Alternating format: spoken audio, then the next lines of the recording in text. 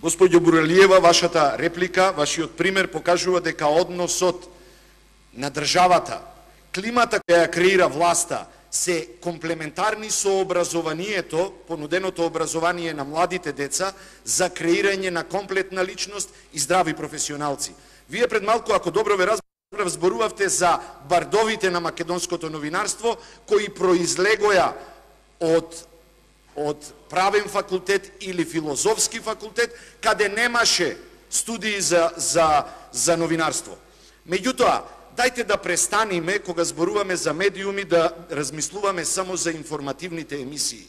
Кога зборуваме за медиумите, тука е и заштитата, негувањето на чистиот македонски, албански и други јазици кои се зборуваат на македонската телевизија и на другите медиуми во Македонија. Сите се сеќаваме на бушава азбука. Растени сме или ние, или нашите деца со бушава азбука. Дајте да помогнеме да се креираат такви проекти. Колега Муковски, многу легитимно барање од ваша страна, ама одговорот е директен. Како да ви одговорам и како да ве пофалам? Во моите 10 минути можност обраќање према вас. Сами донесовте деловник, без учество на опозицијата, онака како што ви одговараше.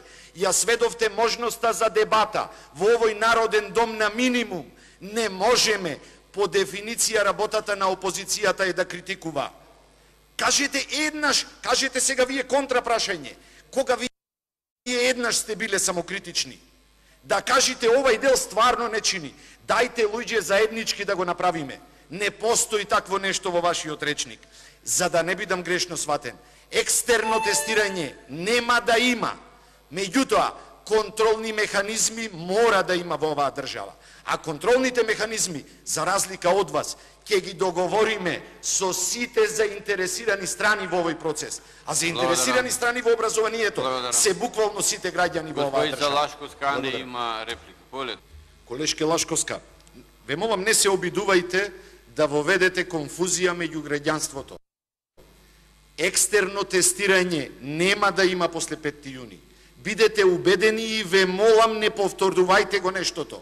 Еве експлицитно ви е кажано, држете се до таа теза. Може би некој сгрешил, еве прифатливо е, да не бараме назад кој шо кажал. Екстерно, после 5 јуни нема да има.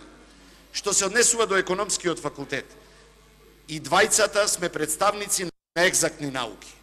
Бројки се во прашање. Над 1200 бруцоши новозапишани студенти во годините наназад имало на економски факултет во Прилеп. Во моментов едва и запишуваат 200. Тука е главниот проблем. Забелешката е зошто оваа власт не го препозна капацитетот, огромниот професорски и инфраструктурен капацитет на економскиот факултет Прилеп, кој требаше да стане универзитет за општествени науки. Заради тоа што ги имаше сите предуслови и сите можности. Со тоа директно би се поддржал Прилеп. Благодарам. Колега Стеван Анџија, зборувавте за буџетот, меѓутоа намерно, не погрешка, зборувавте во апсолутни бројки. А секогаш кога се зборува за буџет, и пракса и правило е дека се зборува во релативни бројки.